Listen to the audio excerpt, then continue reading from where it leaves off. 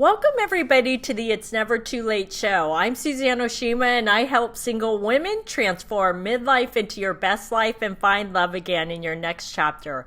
I'm so excited because today we have a very special guest, Michelle St. James, and she's a conversation catcher. And today she's sharing with us why the number 13 is her lucky number and how 13 men asked her in her lifetime to marry them. So welcome, Michelle. Thank you, Suzanne. It's an absolute privilege to be here and share my story of 13 proposals.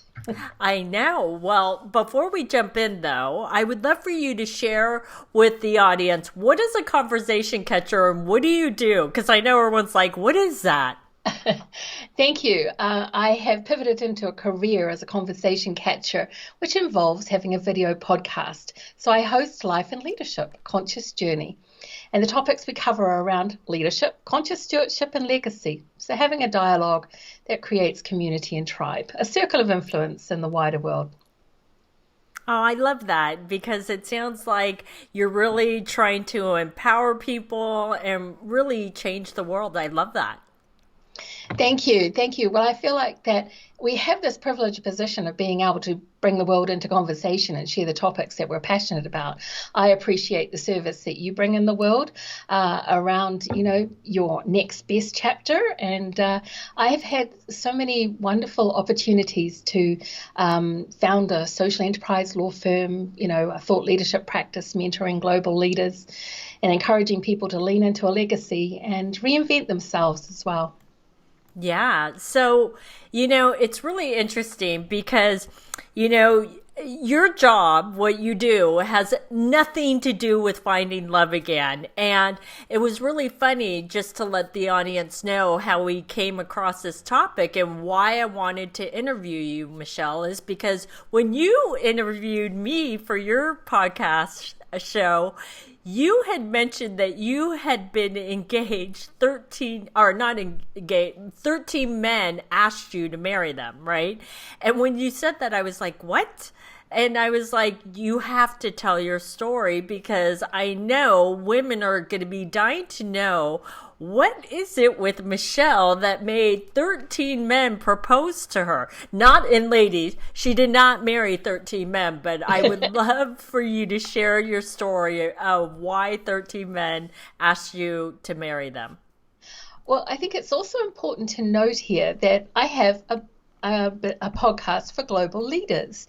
And I had a CFO in Sydney, Australia, DM me and ask me to do an episode on online dating, which led to a whole series of which you were a guest as well on your important topics for women in global leadership and how they can get involved. So thank you for asking.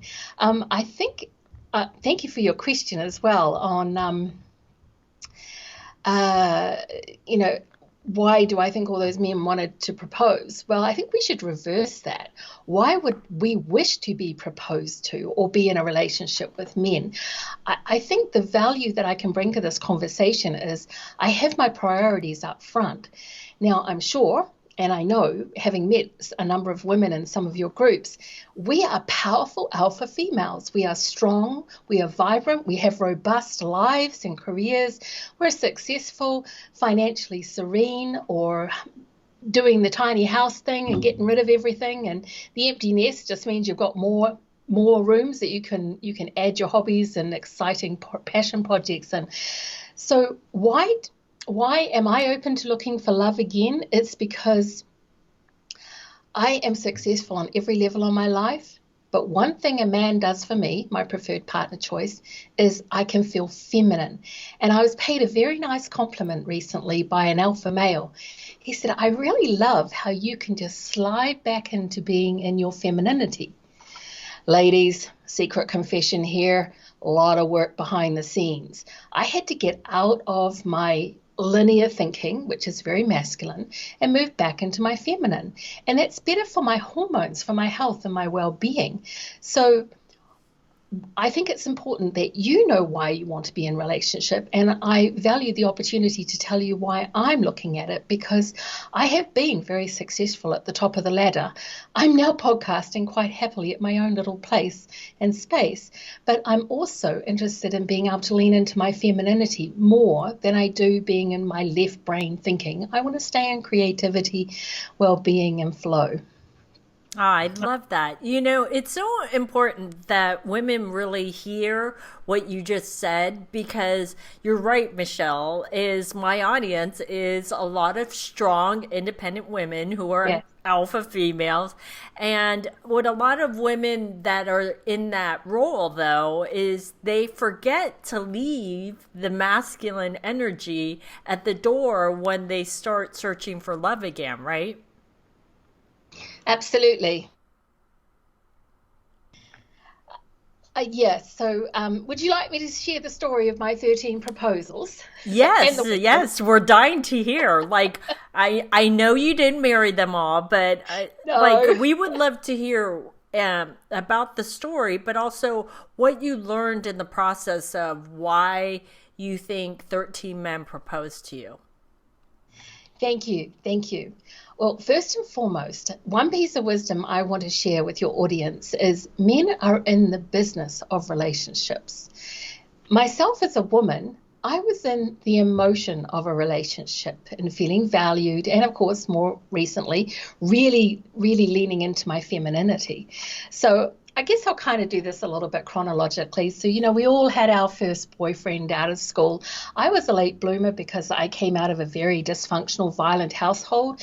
So I had this attitude that marriage was not for me. I needed my career, my education, and I needed to be able to look after myself so a man would complement my life, not take me hostage.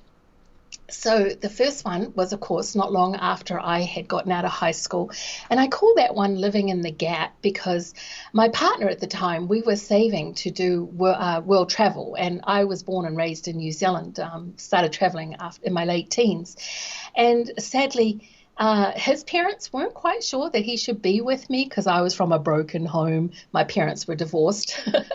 And yeah, I call that one living in the gap because he went off and he did his world tour and went over to England, and I felt so betrayed and lost. So that one I took the wisdom of much later in life, that I didn't need to see what was missing, but realize how I could build up my confidence. So intuitively, what I did was I went off and put myself on a deportment course. And ladies, I'm a curvy girl, but I actually got picked up by a modeling agency. And I went into the career of modeling and stepped out quite quickly because I found that I was very uncomfortable with starving myself, and I'm not a wear makeup, do my hair and all fancy kind of stuff kind of person. But the wisdom I took away was I was in that sort of dissatisfied dreamer mode. I was unconscious of what I didn't know. I was uncomfortable with being left behind. I felt unaccepted by his family. And fortunately, I had the no fear factor going for me, but that left a fair residue of, am I worthy? I got, why did I get left behind? Now, there was a blessing in that because I got rescued by another man who was in a very difficult relationship and was looking to get out of that relationship. But what I discovered was he really needed a mother for his young son, and I was very young, so I was malleable.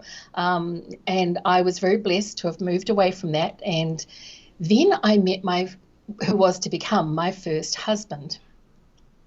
And he was an amazing person, very evolved, conscious, and he just loved and adored me. He picked me. I was still in this is what I told him. I was not getting married until I had traveled the world, started my own business, and was buying my own home. And well, he handed it all to me. He always said to me, if I can't afford you, I don't deserve you. And that wasn't just financial, it was also emotional and mental and spiritual. He really showed up.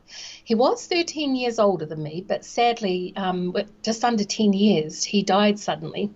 So I found myself a young mum with 3 little children, and yeah, that was really tough. So I call that my Zombolina period, because my granddaughter has this fabulous book, children's book about Zombolina, and yeah, and what happened was I have really learned from this pattern.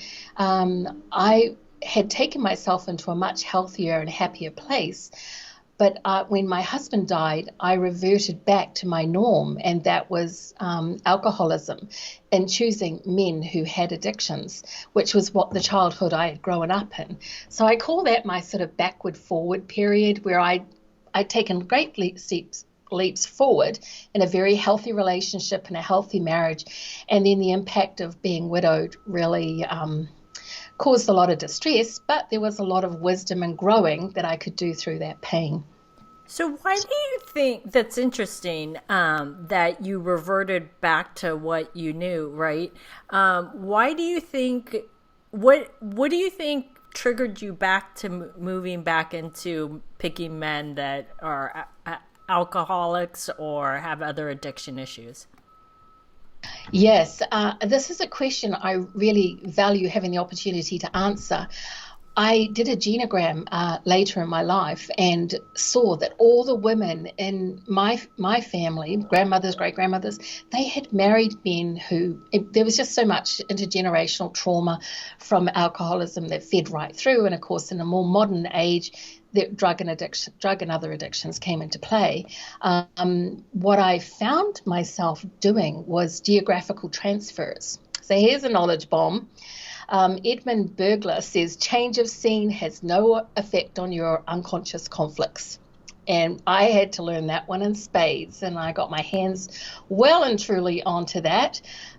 Yes, so yeah, so I found myself in, well, actually, because I had 3 little children, my in-laws very much, my mother-in-law and her sister, I think they kind of got together within 2 years of me being widowed. I had been proposed to by 5 men. Now, when you're widowed and you're a Zombolina, I was missing all this, but my mother-in-law was not. So they set me up with the black sheep. So I ended up in a second marriage, which was full of adventures and misadventures. And I had to, again, deal with lots of issues that needed to be on the table. But what I can tell you is you can go through this stuff, or you can grow through it and then glow. I mean, really be in your best self, because wherever you go, you take yourself as well. Can we just have to emphasize what you just said, because I know that just went over some people's head. Can you say that you need to grow it? Say that again. Absolutely. We're all going to face pain. A good proponent of our life is pain. So I have this philosophy. You're going to go through pain whether you want to or not, but you can use it as a choice point to grow through it. And I'm here to promise you, if you do the work, you will then start to glow. Men find that very attractive, because if you've been counting, I'm probably up to proposal 7 or 8 now, because 5 of them happened while I was widowed. Now, again, the reason I mention those is because my first husband had been a very popular, successful man. So a lot of men already said, oh, she's a wife I'd like to have. Oh, she has very beautiful children. Oh, she's got this Kiwi accent. She's clearly intelligent. I was out on a limb. It was my mother-in-law who cottoned on and said, oh, well, we don't want the grandchildren going out of the family or overseas, because, I guess I was so vulnerable. Like, they were very aware I'd probably end up with somebody. Do you know what I mean? Because I wasn't, as I said, I really wasn't thinking straight. Yeah, so I've since which learned to allow a good couple of years to get to know someone through all the different seasons and anniversaries, see how they react, how they fit in, and more importantly, ladies, how you react and how you fit in with his family and friends. If it's not a good fit, it's never going to be a good fit. Well, So and you let's want to be. also talk about, I mean, you talk about those two important things, but it's also important to remember how he treats you and how he makes you feel, whether you're with him or the times where, there's gaps and you're not with them, like you're spending time running your own separate lives. Is he consistent? Is he there? Does he make you still feel safe and secure, or does it make you feel like, oh God, I don't know what he's doing, and are we in a relationship or are we not in a relationship? So I want women to really understand that these things are important too.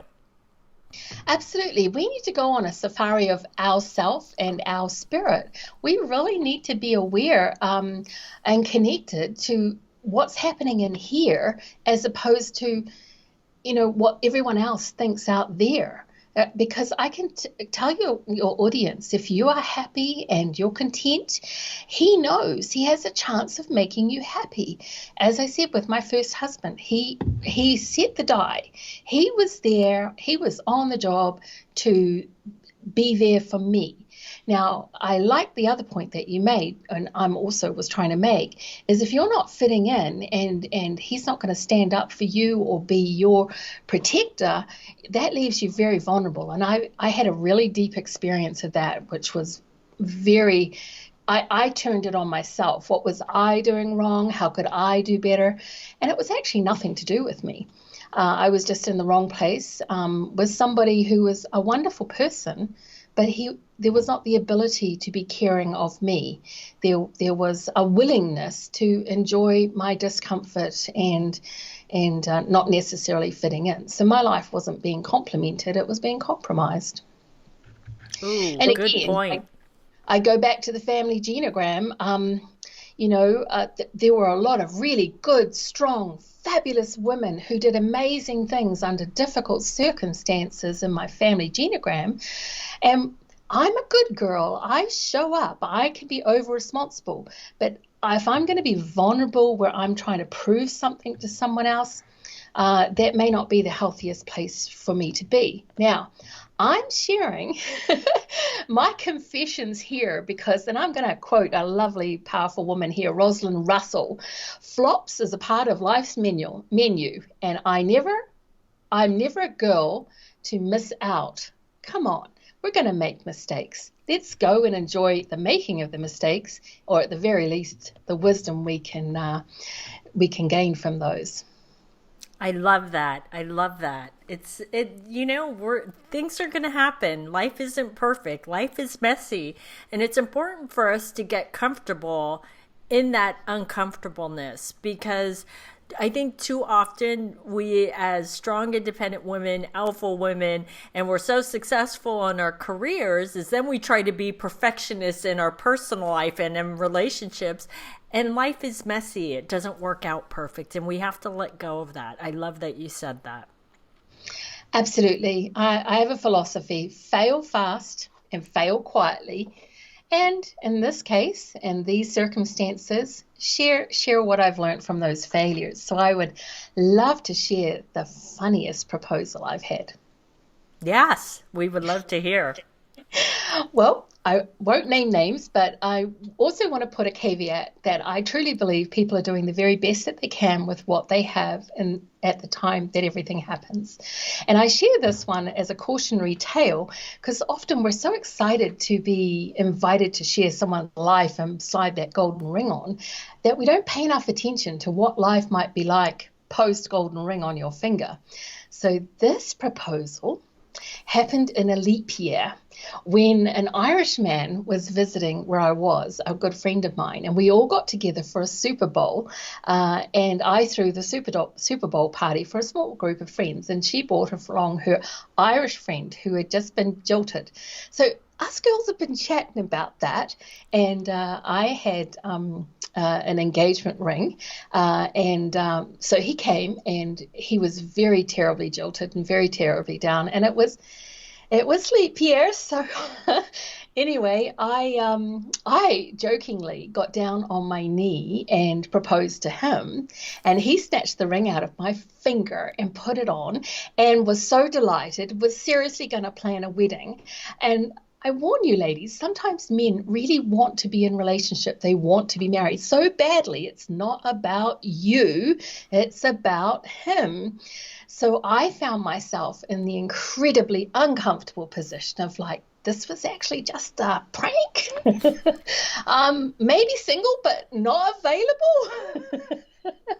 And he was actually rather hurt by that, and I had to make him. I tried to make amends, but as much as I could, I kept my side of the street clean. But it's the one and only time I have ever proposed.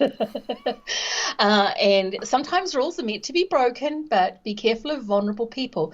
So I would share this if someone is still talking about their ex 2 or 3 years after they've broken up or 10 years after the marriage was dissolved.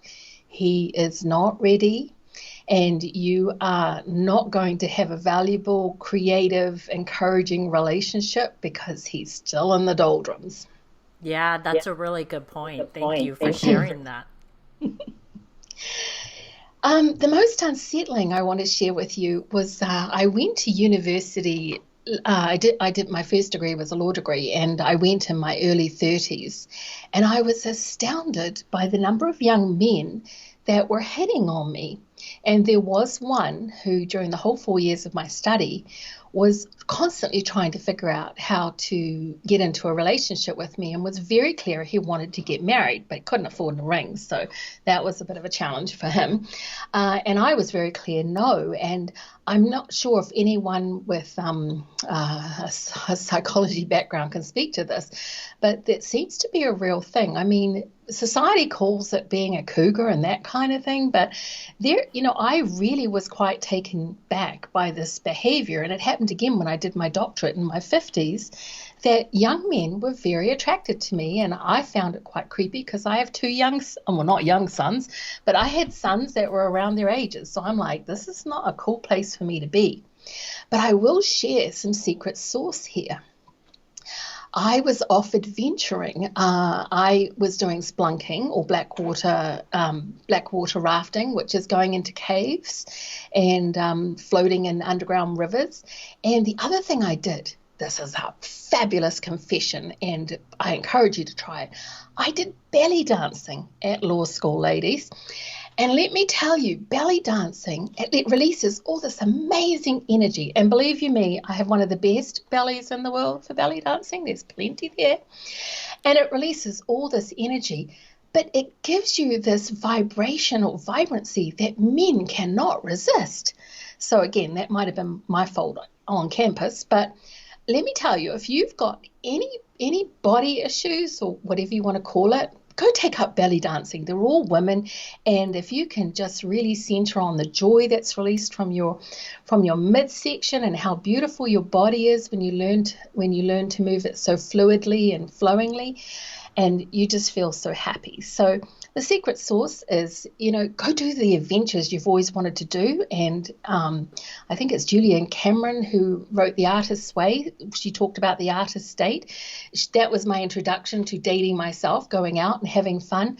Well, the stories you can tell and the mystery behind your smile is worth it. Yeah, that's awesome.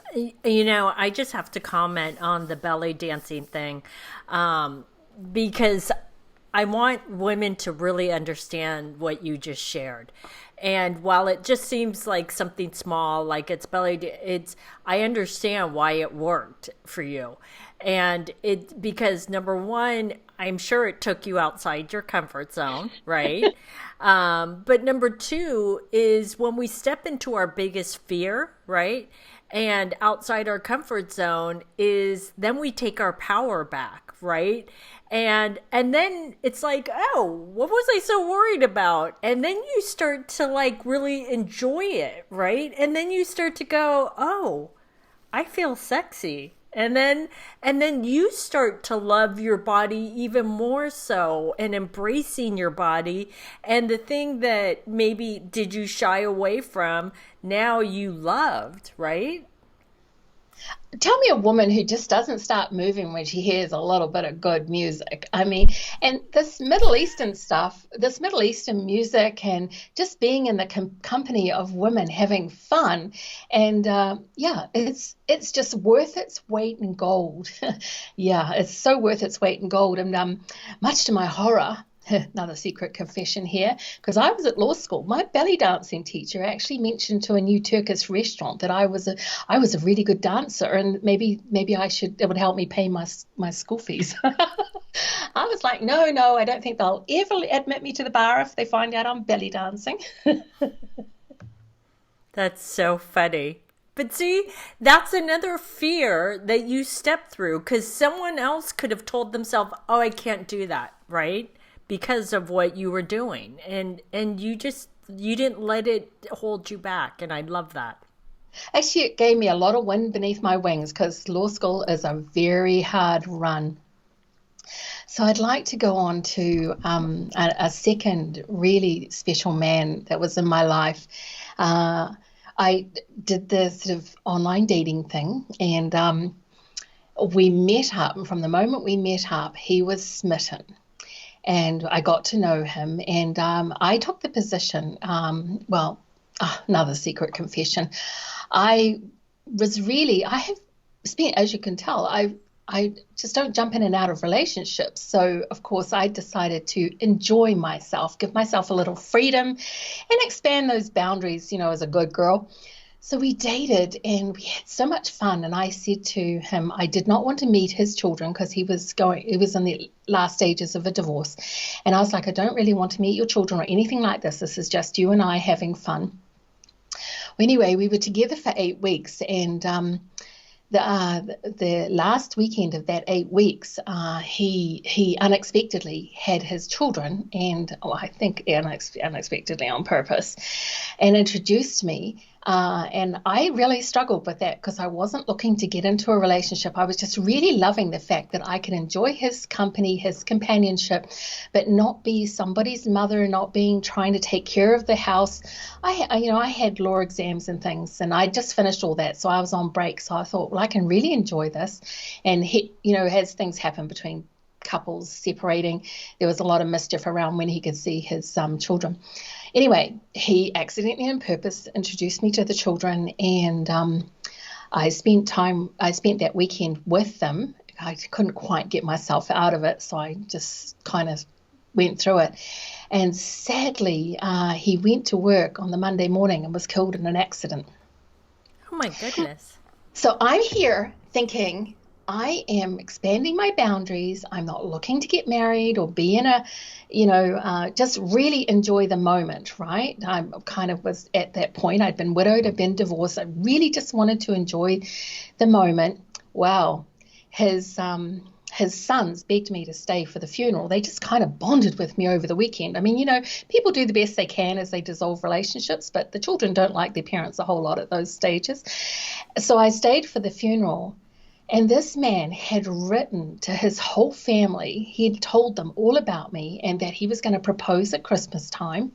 And he had the ring, and he was just so happy. And after all this darkness, he felt this dawning into a new relationship. I knew nothing about this. And so at the funeral, I'm hearing all these stories about how in love he was, how happy he was, how he had been through such a dark time, and the children really adored me, and like in a weekend, all this stuff. And I'm like, gobsmacked at this point. And finding out his parents came up and they'd heard about me, and I was like, oh heavens.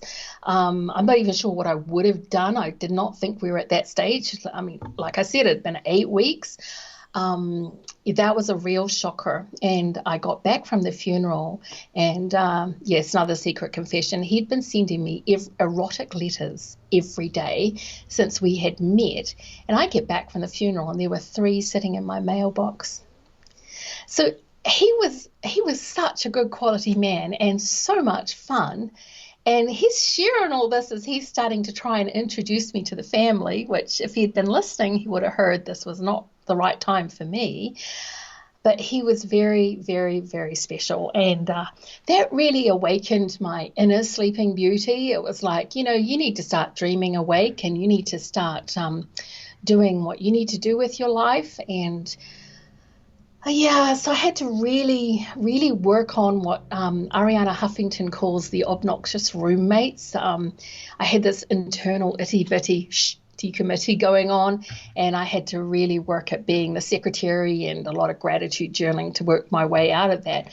But I share that one because we really need to slowly lift those veils of denial and illusions and intergenerational traumas and see our habits and our patterns and consider where the dysfunctions come from and how they turn back up in our lives.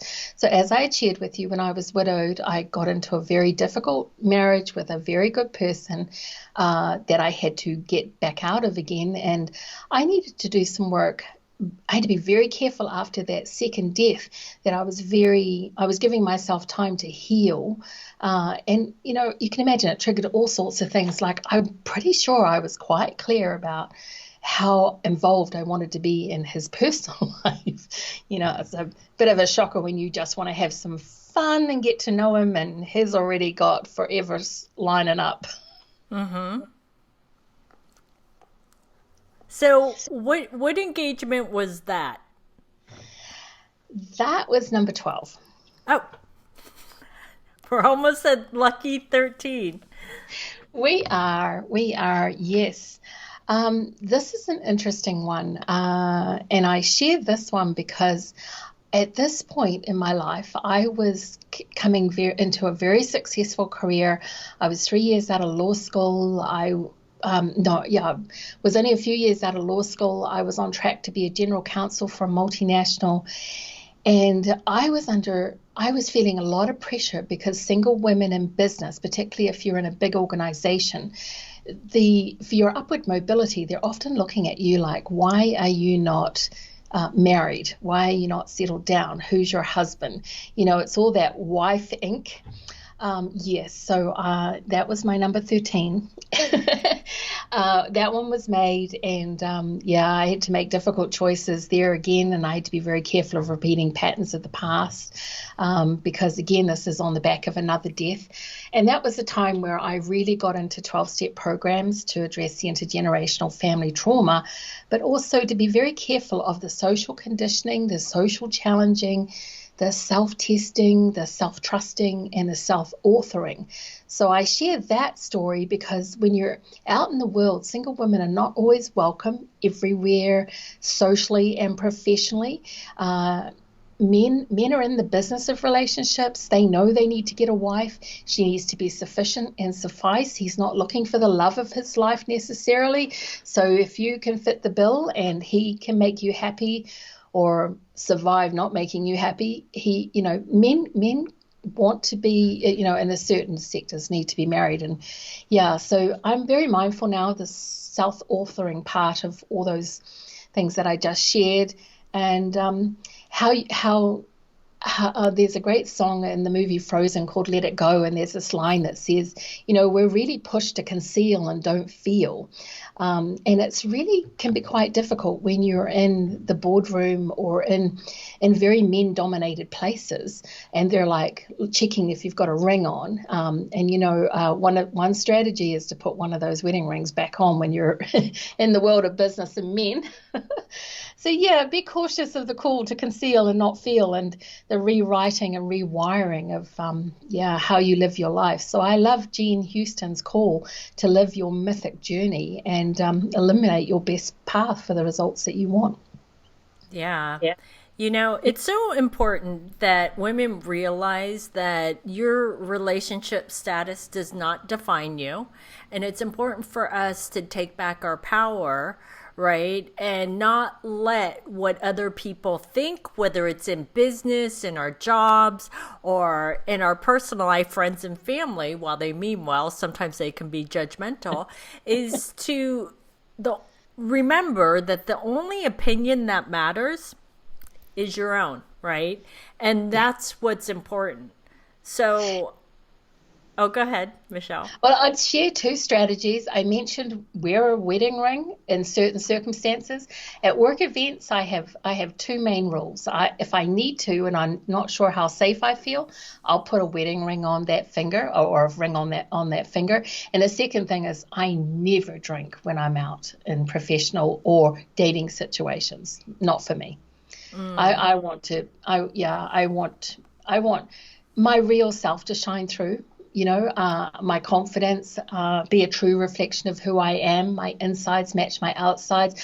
If men are in the business of relationships, he needs to know what he's getting and that I won't settle. I will not share my history or my mystery very soon. He needs to earn those rights, and the men who know about my background and my past are the keepers. And if they're not a keeper, I don't share. And ladies, another secret here: if you actually do more listening than talking, they'll tell you, and you need to understand what they say they mean. Right. That is so true. That is so true.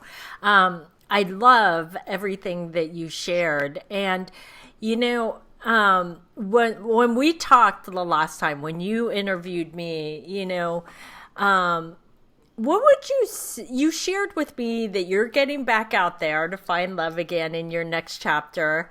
And what would you say? Because I could see how you're truly standing in your power. What I always coach my clients is about A, standing in your power, but to also B, become the chooser. And I see that in you. Like you're mirroring that to me. And what would you say to the woman that says, Michelle, that's all great for you, but I've never been proposed to 13 times, so I don't know if I can find love again in my next chapter. What would you say to her? Well, I'm going to quote Daniel Saint this time. He says, "She wore her scars as her best attire, a stunning dress made of hellfire. You've earned your place in the world. You have survived childhood. You've survived being a teenager. You've survived adulthood. Go have some fun." And honestly, the most compliments I get are about my smile and my conversation. And really, men are hunters. They know if you're the one for them or not. And, there are reasons to show up as your best self. And more importantly, as I said, if you lean into your best self, then at least you've got really good company with you on the journey. But it also makes you attractive for people who are on that journey looking for someone just like you. Oh, I love that. I love that. And I don't doubt, Michelle, that in another 10 years, you're going to probably write to me and say, Suzanne, I've got proposed to another 10 times, but now I finally found the right one for you. So this has been amazing. So, Michelle, how can the ladies find you? Absolutely. And again, some of this is a cautionary tale. It's not just the proposal, it's what goes beyond that. You've got to live with that. Best way would be on linkedin.com and my name, Michelle St. Jane. That's the girl's name, ST space capital JANE. Love to converse further, so definitely message me or connect. Thank you. Awesome.